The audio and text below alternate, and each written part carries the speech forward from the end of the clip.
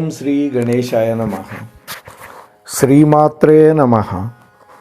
శివాయ గురవే నమః. శ్రీకృష్ణ పరబ్రహ్మణే నమః. శ్రీరామాయ నమః. శ్రీ గురుభ్యో నమః.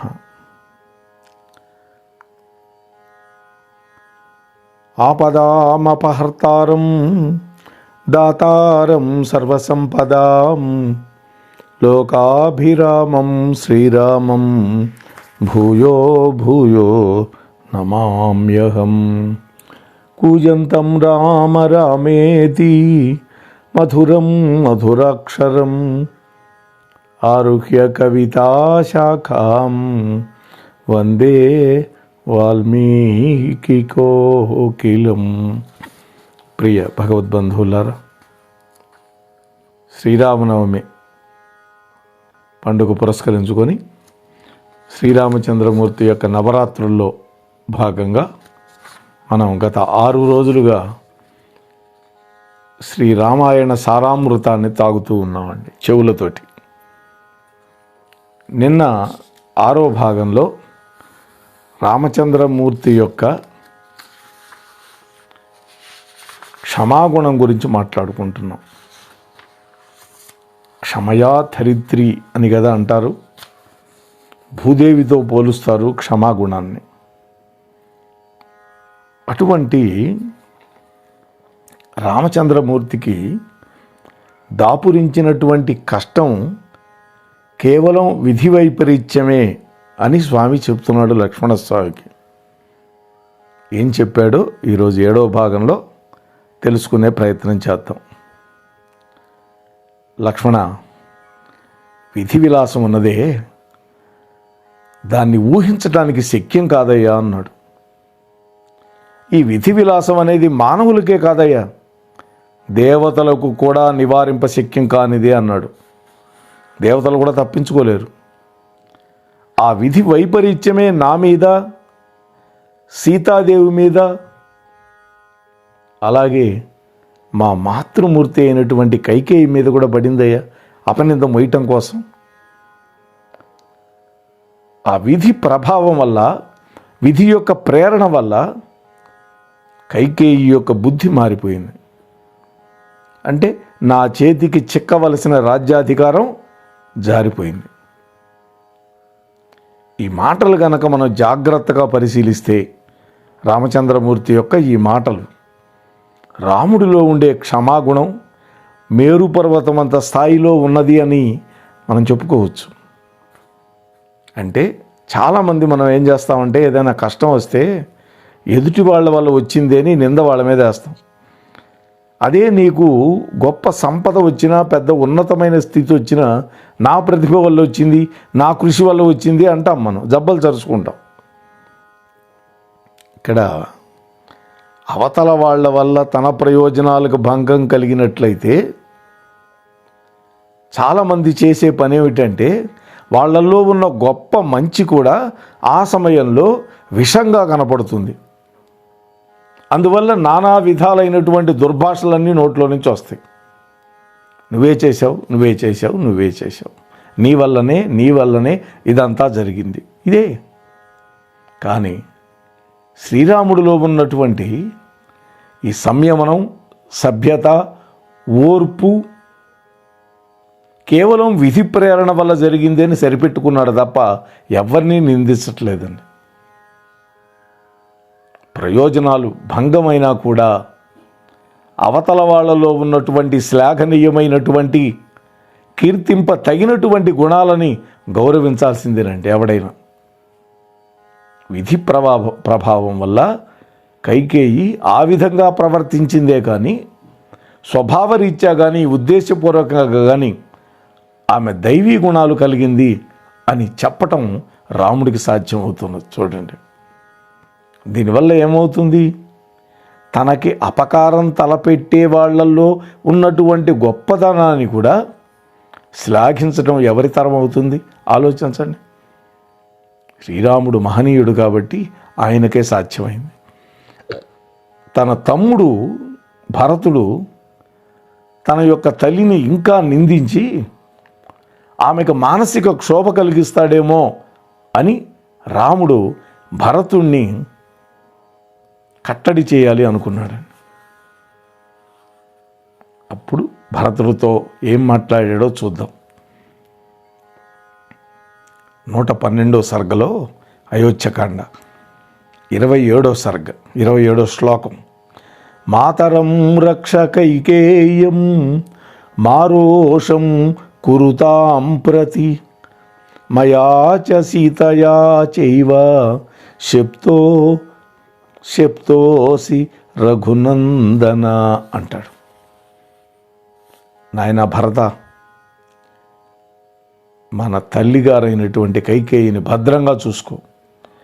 ఆమె మీద ఏమాత్రం కోపం వహించద్దు. నా మీద సీతాదేవి మీద ఒట్టు పెట్టుకొని ఈ మాట చెబుతున్నాను అన్నాడు రాముడు. ఇలా మాట్లాడుతూ ఉండగానే రాముడి యొక్క కళ్ళు అశ్రువులతో నిండిపోయినాయట. ఈ వాక్యం ద్వారా భరతుడి నుండి కైకేయికి రక్షణ కల్పించాడండి రాముడు. కేవలం భరతుడే కాదు, ఆనాటి అయోధ్యాపుర వాసులందరికీ, ఉద్యోగులందరికీ, మంత్రులందరికీ, అంతఃపుర స్త్రీలందరికీ, తన మిగిలిన తల్లులందరికీ కూడా ఒక హెచ్చరికలాగా చెప్పాడు ఈ మాటలు. ఇప్పటిదాకా ఎందరో అనాలోచిత వాక్కుల ద్వారా కైకేయి యొక్క హృదయాన్ని క్షోభకు గురి చేశారు. ఈ విషయం రాముడికి తెలిసిన తర్వాత ఆమె యొక్క హృదయాన్ని గ్రహించినటువంటి వాడు కాబట్టి ఈ విషయంలో ఆమె తప్పు ఏమాత్రం లేదని, అంతా విధి నిర్ణయమని ఆ తల్లికి కొండంత బలం కలిగినటువంటి మాటలతోటి మనోధైర్యాన్ని ఇచ్చాడండి రాముడు. భరతుడికి తొందరపాటుతనంతో వెనక ముందు ఆలోచించకుండా ఎవరిని నిందించకూడదు అనే విషయం కూడా అర్థమైపోయిందండి రాముడి మాటల్లో. కన్న కొడుకు కంటే కూడా సవతి కుమారుడైనటువంటి శ్రీరాముడు తనని దగ్గరకు తీసుకున్నాడు, అనునయించాడు, తనను అపార్థం చేసుకోవాల, ఆదరించాడు. అది రాముడిలో గొప్పతనం. ఇక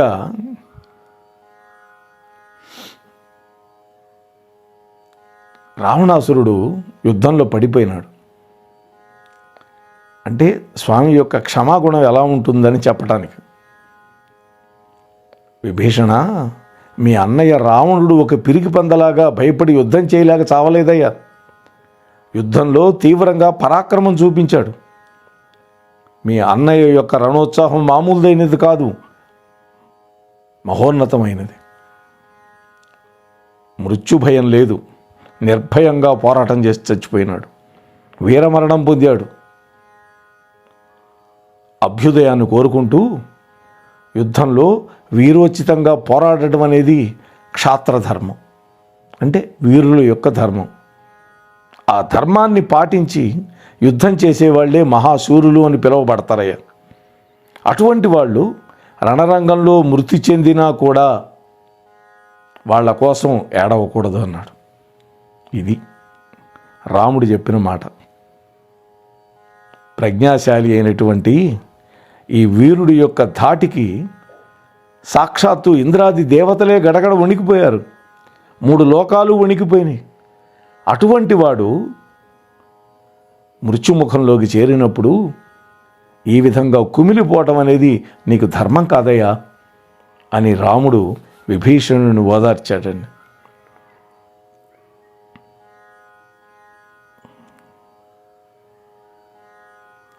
ఆ తర్వాత విభీషణుడు మాట్లాడినటువంటి దైన్యపు మాటలు విన్నాడు రాముడు. మహాత్ముడు కదా రాముడు. అందుకని రావణాసురుడికి స్వర్గాది ఉత్తమ లోకాలు ప్రాప్తించడానికి అంత్యక్రియలు చేయడానికి విభీషణుడికి అనుజ్ఞ ఇచ్చాడు. విభీషణ, మరణాంతాని వైరాని అంటాడు ఇక్కడ రాముడు. వ్యక్తులు జీవించి ఉన్నంత వరకే వైరం ఉండాలి. వ్యక్తి మరణించిన తర్వాత ఆ వైరం కూడా త్యజించాలి అన్నాడు. ఇప్పుడు మన కార్యం నెరవేరింది కాబట్టి మీ అన్నగారికి శాస్త్రోక్తంగా విధిపూర్వకంగా అంత్యక్రియలు చెయ్యి అన్నాడు. ఇతడు నీకులాగానే నాకు కూడా గౌరవార్హుడు అన్నాడు అండి రాముడు. శత్రువులో కూడా మంచి గుణాలను పొగిడేటటువంటి లక్షణం రాముడికున్నది. ఇక్కడ తన భార్యను అపహరించాడు, సంవత్సరం పాటు ఆమెని నానా చిత్రపు హింసలకు గురి చేశాడు మాటలతోటి. అయినా కూడా శ్రీరాముడిలో ఉండేటటువంటి క్షమాగుణం ఈ సందర్భంలో మేరు శిఖర పర్యంతం ఉంటుంది ఉన్నతంగా. ఇక శ్రీరాముడి యొక్క భాతృ వాత్సల్యం ఎలా ఉంటుందో చూద్దాం. శ్రీరాముడు తన సోదరుల పట్ల అమితమైన వాత్సల్యాన్ని కలిగి ఉన్నాడు. వత్స అంటే బిడ్డ అనండి. తన కడుపున పుట్టినటువంటి బిడ్డని ఎంత మమకారంతో ప్రేమతో చూస్తామో రాముడు తన తోడబుట్టినటువంటి పిల్లలు తమ్ముళ్ళు, వాస్తవానికి వాళ్ళు ఏకగర్భ సంజాతులు కానే కాదు, తల్లులు వేరు, తండ్రి ఒక్కడే, కానీ పితృవాత్సల్యం చూపించాడండి తమ్ముళ్ళ మీద. అంతేకాదు తన తమ్ముళ్ళకి ఒక స్నేహితుడిగా, ఒక గురువుగా, ఒక అండగా, ఒక మార్గదర్శిగా ఉన్నాడు రాముడు. తన ముగ్గురు సోదరుల పట్ల ఏ విధమైన వివక్ష చూపించలేదు, సమానంగా ఆదరించాడు రాముడు. తన ప్రయోజనాలకు భంగం కలిగించినటువంటి తన పినతల్లి కైకేయి కుమారుడైనటువంటి భరతుడి పట్ల కూడా అసహనాన్ని ప్రదర్శించలేదు, కోపాన్ని ప్రదర్శించలేదు, కక్ష కార్పణ్యం చూపలేదు. భరతుణ్ణి అవమానించినప్పుడు, అనుమానించినప్పుడు లక్ష్మణస్వామిని కూడా మందలించాడు తప్ప ఎక్కడా వెనకాడలేదండి. కొంచెం లక్ష్మణస్వామి దుందుడుకు స్వభావి. అందువల్ల భరతుడు వస్తున్నాడు చతురంగ బలాల సమేతంతో అని అన్నప్పుడు యుద్ధానికి వస్తున్నాడు అని అనుమానించాడు లక్ష్మణస్వామి. అప్పుడు రాముడు అంటాడు, ఎందుకయ్యా నీవు భరతుడి పట్ల అమర్యాదగా అవమానకరంగా మాట్లాడుతున్నావు? అతడు నీకు ఏనాడైనా కీడు చేశాడా? లేదే అని మందలించాడు శుతిమెత్తగా. అయోధ్యకాండలో 97వ సర్గలో 5-6 శ్లోకాలు ఉన్నాయి చూడండి. ధర్మమర్థంచ కామంచ పృథివీంచాపి లక్ష్మణ ఇచ్చామి భవతామర్చేహ్యేతత్ ప్రతిశృణోమితే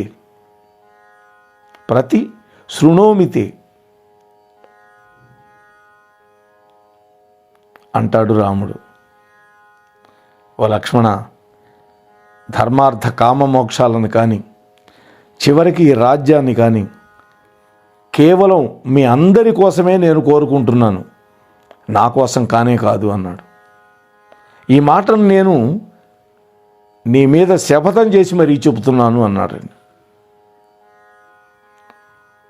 మరొక్క మాట చెప్పాడు, లక్ష్మణ, నేను సోదరుల కోసమే ధనాన్ని సంపాదిస్తాను, ఈ రాజ్యాన్నైనా నా సోదరుల యొక్క సుఖార్థమే నేను కోరుతున్నాను, నా ఆయుధాల మీద ఒట్టు పెట్టుకొని చెబుతున్నాను అంటాడు రాముడు.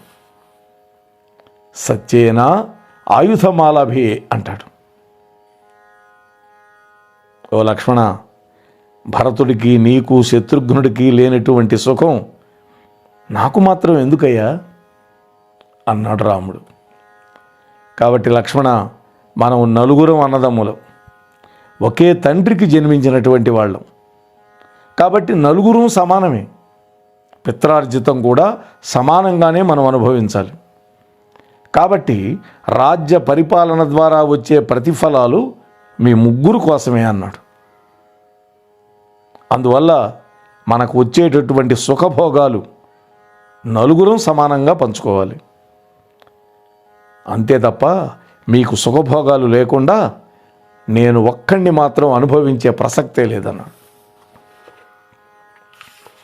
మీతో పాటు కలిసి సుఖాలు అనుభవిస్తాను. ఈ విధంగా శ్రీరాముడు తన తమ్ముల యొక్క సుఖాల గురించి ఆలోచించాడండి. తాను వేరు, తాను జ్యేష్ఠుడు, తన తర్వాతే తమ్ముళ్ళు అనేటువంటి భావన ఏమాత్రం దగ్గరకు కూడా రానిలా. వాళ్ళ సంతోషం కోసమే తన జీవితం అనేటువంటి భావనని మనసా వాచా కర్మణ కలిగి ఉన్నాడు రాముడు. అన్నదమ్ములు అందరూ సమానమే అనేటువంటి మాట విషయంలో 97వ సర్గలో రాముడు అంటాడు, ఓ లక్ష్మణ, బంధువులు కానీ మిత్రులు కానీ నశించిపోవటం వల్ల లభించేటటువంటి ద్రవ్యము, సంపద, రాజ్యం ఇవన్నీ కూడా విషపూరితమైనటువంటి భక్ష్యాలతో సమానం అన్నాడు. బంధువులు కానీ మిత్రులు కానీ నశించిపోవటం వల్ల లభించినటువంటి ద్రవ్యం కావచ్చు, సంపద కావచ్చు, రాజ్యం కావచ్చు, ఇవన్నీ ఎలాంటివి అన్నాడు? విషపూరితమైనటువంటి భక్ష్యాలు. విషం కలిపినటువంటి పదార్థాలు ఉంటాయే వాటితో సమానం. అటువంటి దాన్ని నేను ఏనాడు స్వీకరించను. కాబట్టి అందరం సంతోషంగా ఉండడమే నిజమైన తృప్తి అన్నాడు. ఒక్కరి కోసం అందరం, అందరి కోసం ఒక్కరం అనేటువంటి సూత్రం పట్ల పరమ శ్రద్ధ కలిగిన వాడు రాముడండి. ఆస్తుల కోసం, సంపదల కోసం, రాజ్యం కోసం ఘర్షణలు పడకుండా అందరికీ సంతోషం లభించేటటువంటి కార్యసూత్రాన్ని అనుసరించటం అనేది చాలా గొప్ప విశేషం అని చెప్తున్నాడు ఇక్కడ. దీన్ని బట్టి తన తమ్ముళ్లను శ్రీరాముడు కంటికి రెప్పలాగా కాపాడుకునే స్వభావం కలిగి ఉన్నాడు అని మనకు అర్థం కావట్లా. రక్తపాతంతో సంపాదించినటువంటి సంపద, భోగాలు ఇవన్నీ కూడా నిష్ఫలమైనవి, విషంతో సమానం అని రాముడు నిర్ణయించుకున్నాడు. నలుగురు అన్నదమ్ములు అన్యోన్యంగా ఉన్నప్పుడే మన తల్లులందరూ అరమరికలు లేకుండా సంతోషంగా ఉండగలుగుతారు. మన మధ్య ఎప్పుడైతే పొరపచ్చాలు వచ్చినాయో తల్లుల మధ్య కూడా వచ్చేస్తాయి. భాగ పంపిణీలో అధర్మంగా వ్యవహరించడమే సోదరుల మధ్య ఘర్షణ కారణమవుతుంది. అంతే కదా. ఇవాళ చూస్తున్నాం అన్నదమ్ముల మధ్య ఎన్నో వైరుధ్యాలు, విపరీతమైనటువంటి పోరాటాలు, కోర్టుకు ఎక్కడాలు మనం చూస్తూనే ఉన్నాం. అందుకనే రామాయణం చదవాలండి. అన్నదమ్ములు ఎలా మెలగాలో రాముడు చూపించాడు. అందువల్లనే శ్రీరామచంద్రుడు చెప్పిన మాట చూడండి తమ్ముళ్ళతోటి, నేను మీ యొక్క అభ్యున్నతి మాత్రమే కోరుకోవటానికి ఉన్నాను అంటున్నాడు. తండ్రిలాగా మీ అభివృద్ధి కోసం పాటుపడతాను అని తమ్ముళ్ళకు భరోసా ఇచ్చాడు. వాస్తవానికి సామెత ఒకటి ఉంది, వేదంలో చెప్పిన మాటే సామెత అనే కంటే పేదవాక్కు, జ్యేష్ఠభ్రాత పితృసమహ అని. పెద్దన్నయ్య ఎవరైతే ఉన్నారో అతను తండ్రితో సమానం. తండ్రి ఉన్నప్పుడు కూడా ఇప్పుడు తండ్రి గతించాడండి. అటువంటప్పుడు మరింత దీంట్లో ప్రాచుర్యం ఉన్నది. రాముడు వాస్తవానికి వాళ్ళ మధ్య ఏళ్ళు తేడా లేదండి. రాముడు కంటే ఒక్కరోజు చిన్నవాడు భరతుడు, భరతుడి కంటే ఒక్కరోజు చిన్నవాళ్ళు లక్ష్మణ శత్రుఘ్నులు. ఒక నక్షత్రమే తేడా వాళ్ళకి ఒక్కొక్కళ్ళకి. కానీ జ్యేష్ఠభ్రాత రాముడు, ఆయన మాట వేదవాక్కు, పితృసమమైనటువంటి ఆదరణ చూపించారు ఆయన మీద వాళ్ళంతా.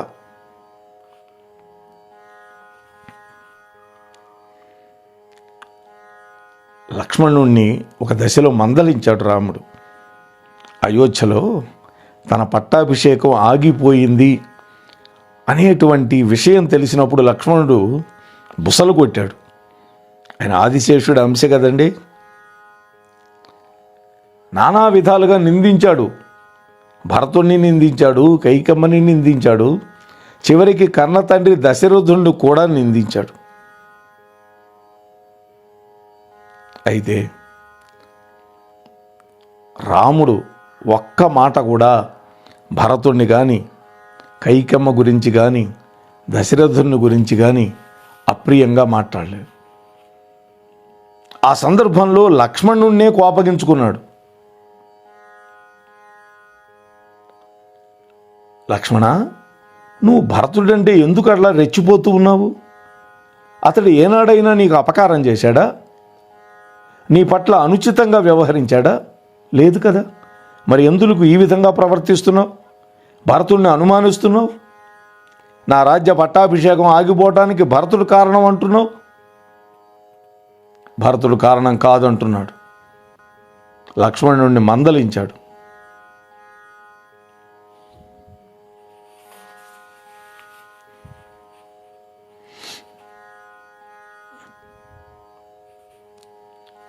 ఇక్కడ రాముడు సమానమైన మాతృప్రేమ వ్యక్తపరిచాడని గతంలో కూడా మనం మాట్లాడుకున్నాం. కాబట్టి మనం ఏం అర్థం చేసుకోవాలి ఇక్కడ?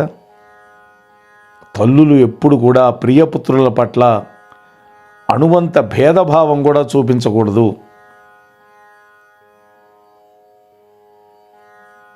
ఇక్కడ కైకేయితో సోదరుడైన భరతుడి కోసం నేను రాజ్యాన్నే కాదు, అత్యంత ప్రీతికరమైనటువంటి నా ప్రాణాలని, సంపదలని, చివరికి సీతను కూడా విడిచిపెడతాను అన్నాడండి. అంతేకాదు, మహారాజైన నా తండ్రి యొక్క ప్రీతి కోసం నేను ప్రతిజ్ఞ చేసి అడవికి వెళ్ళటానికి నాకేమీ కష్టం లేదు, ఆయన మాట పాటించడమే నా ధర్మం అన్నాడు.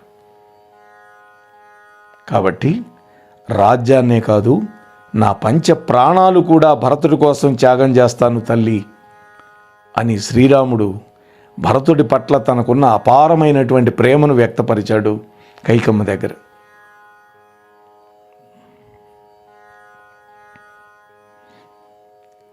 భరతుడు వచ్చే ముందు లక్ష్మణస్వామి చెట్టెక్కి చూశాడు. పెద్ద సంరంభం కనపడింది, కోవిదార ధ్వజం కనపడింది. వెంటనే రాముణ్ణి ఆందోళనగా పిలిచి, అన్నయ్య గబగబా సీతమ్మని గుహలో పంపించేసి, అదే పర్ణశాలలోకి అగ్నిహోత్రం అంతా ఆర్పేసి మనం ఉన్న జాడ తెలియకూడదు అన్నాడండి. మనకేదో అపకారం చేయటానికి ఆ భరతుడు వస్తున్నాడు అనేసరికి రాముడు నవ్వి, ఓ లక్ష్మణ, భరతుడు ఇదివరలో మనకెప్పుడైనా అపకారం చేశాడా? లేక అతని కారణంగా నీకు ఎప్పుడైనా భయం కలిగిందా? నువ్వు ఇప్పుడు భరతుడిని శంకించడానికి కారణం ఏంటి? భరతుడు ఇక్కడికి వచ్చినప్పుడు నీవు అతడితో పౌరుషంగా కానీ అప్రియంగా కానీ మాట్లాడకూడదు. ఆ విధంగా మాట్లాడావా, ఆ మాటలని నీవు నన్ను గూర్చి పలికినట్లే నేను భావిస్తాను అని హెచ్చరించాడండి. మరొక్క మాట కూడా చెప్పాడు, లక్ష్మణ, నీకు రాజ్యం కావాలని మనస్సులో ఉంటే చెప్పు, వచ్చేటటువంటి భరతుడికి చెప్పి నీకు రాజ్యం ఇప్పిస్తాను అని కూడా అన్నాడండి. ఆ దెబ్బకి తలకాయ వంచాడు లక్ష్మణస్వామి. కాబట్టి రామచంద్రమూర్తికి మేరు పర్వతం అంత భాతృప్రేమ కూడా ఉన్నది అనే విషయాన్ని రేపటి రోజు కలుసుకొని ముచ్చటించుకునే ప్రయత్నం చేద్దాం. అంతవరకు ఈ ఛానల్లో వచ్చేవన్నీ వింటూ ఉండండి, వినిపిస్తూ ఉండండి, లైక్ చేయండి, అలాగే మీ బంధుమిత్రులకి షేర్ చేయండి. ఈ ఛానల్కి ఇంకా సబ్స్క్రైబ్ కాకపోతే వెంటనే సబ్స్క్రైబ్ చేయండి.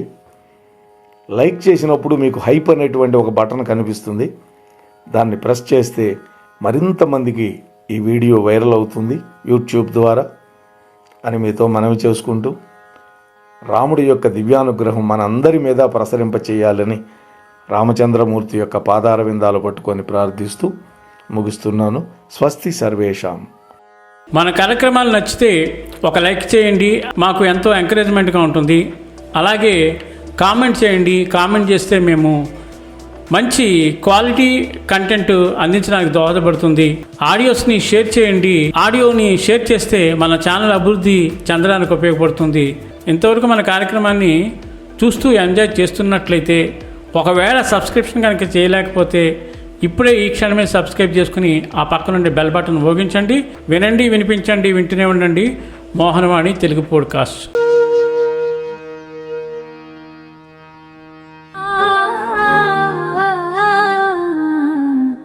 మోహనవాణి.